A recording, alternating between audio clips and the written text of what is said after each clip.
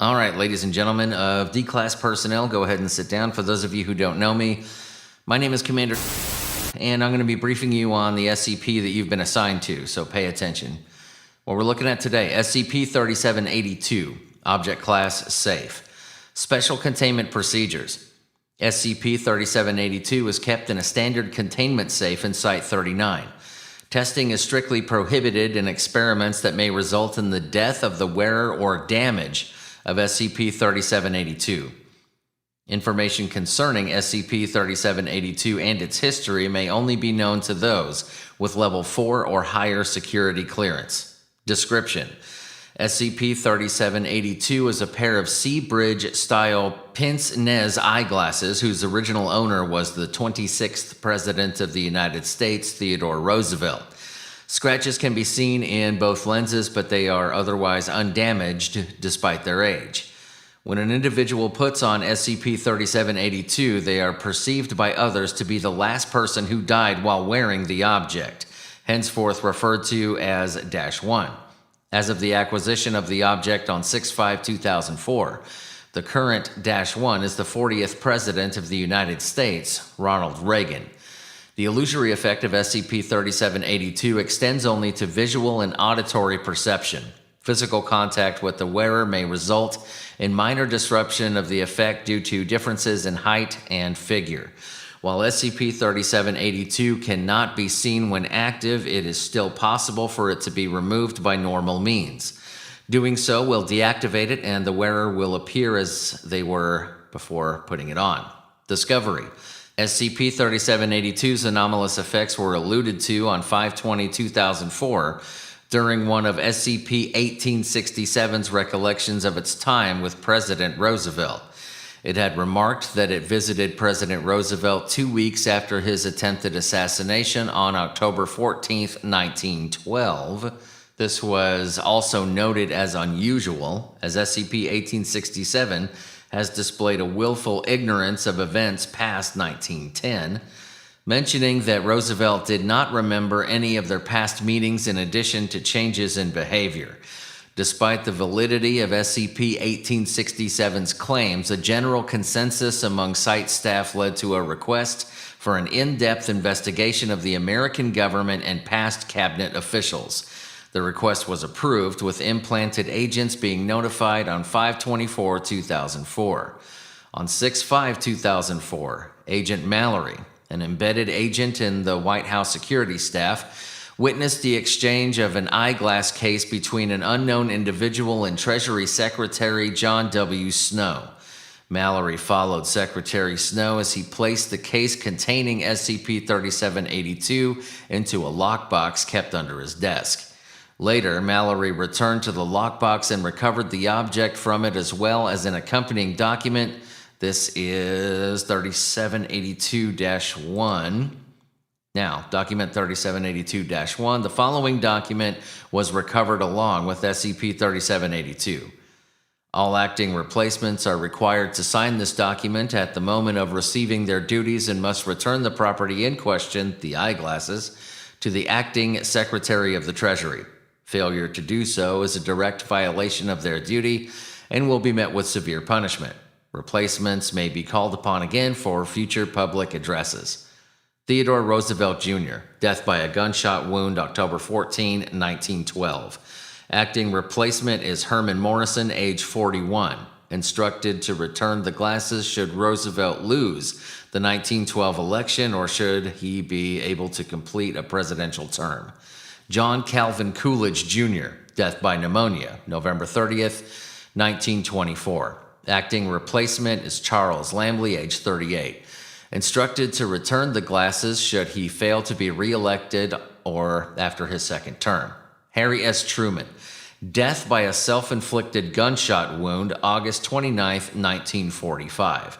Acting replacement is Samuel Bridge, age 48. Instructed to return the glasses should he fail to be re-elected or after his second term. Richard Milhouse Nixon, death by a gunshot wound, August 7th, 1974. Acting replacement is Frederick Thomas, age 37. Instructed to return the glasses after delivering an address of resignation to the American public. Ronald Wilson Reagan, death by gunshot wound, March 30, 1981. Acting replacement is Lawrence Mayford, age 45. Instructed to return the glasses should he fail to be reelected or after his second term. Now, this is interview 3782-4. Now, for the purposes of clarifying the circumstances of Nixon's death and the actions taken by his replacement, a former federal agent, Harold Tering, assigned to guard service of Presidents Lyndon B. Johnson and Richard Nixon, was brought in for an interview. Tering was both confirmed to have been involved in SCP-3782's use and easily reached for an interview. It was conducted on 8/18/2004 by Agent Mallory. Begin log. Mallory. First, I'd like to thank you for your service, Mr. Tering. Tering. You're welcome. Mallory. I'd like to speak to you about your personal experiences with the glasses. In the document we recovered from them, President Nixon is mentioned, and we'd like you to shed some light on their use.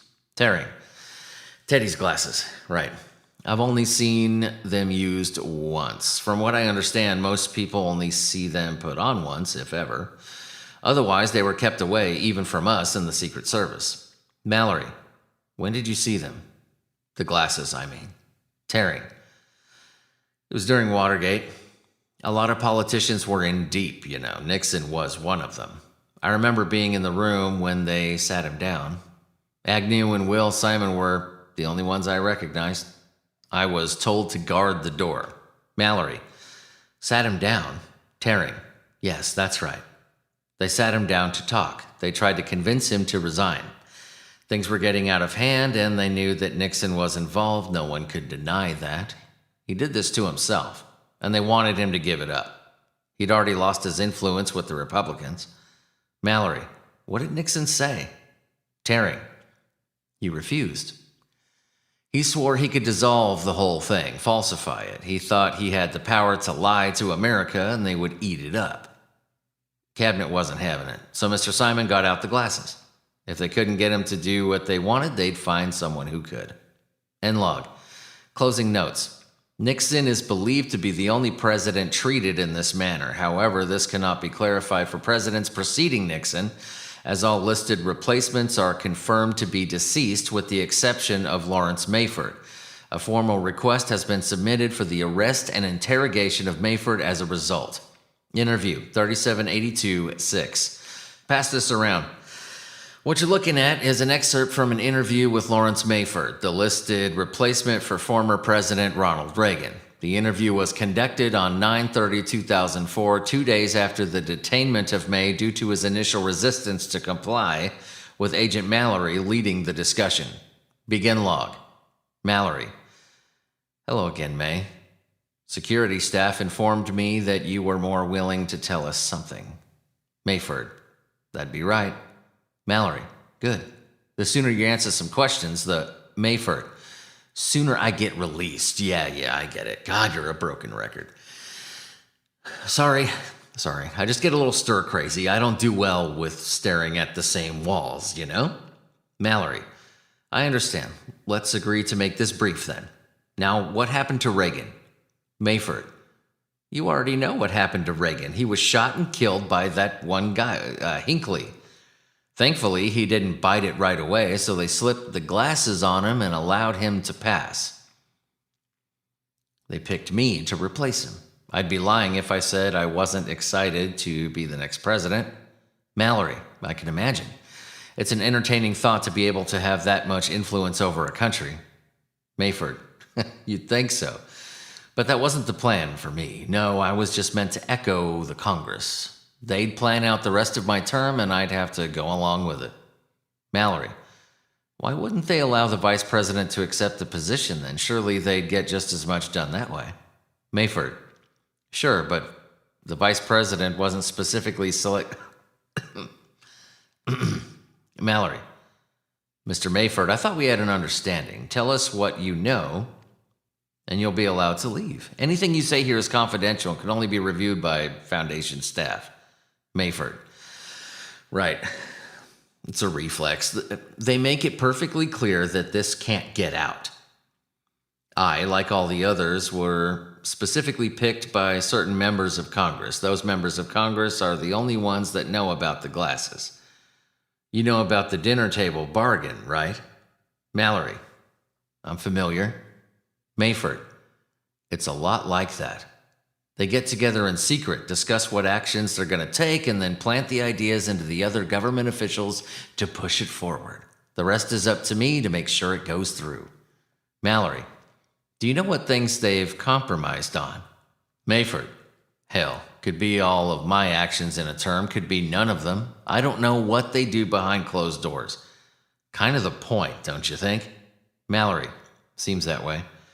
Have they ever made it clear as to what severe punishment refers to? We saw in the document you signed. Mayford. I honestly don't know. But I'll tell you one thing. I wasn't eager to find out, and I doubt any of the others were either. End log. Closing notes. An investigation into Mayford's history has shown that he has never held any formal position in a government agency or military branch, making him considerably underqualified for any political position with a widespread influence. However, an archived criminal record was recovered listing several major felonies. Addendum 1. Investigations made into the other replacements noted in document 3782-1 have yielded similar results to Lawrence Mayford's background. Morrison, Lambley, Bridge, and Thomas were all confirmed to have no prior government experience and a hidden criminal record. It is possible that GOI 1115 selects these individuals with the promise of pardoning them and burying their criminal history, though there is no clear evidence that directly supports this cause. All right, ladies and gentlemen, that was SCP-3782, dismissed.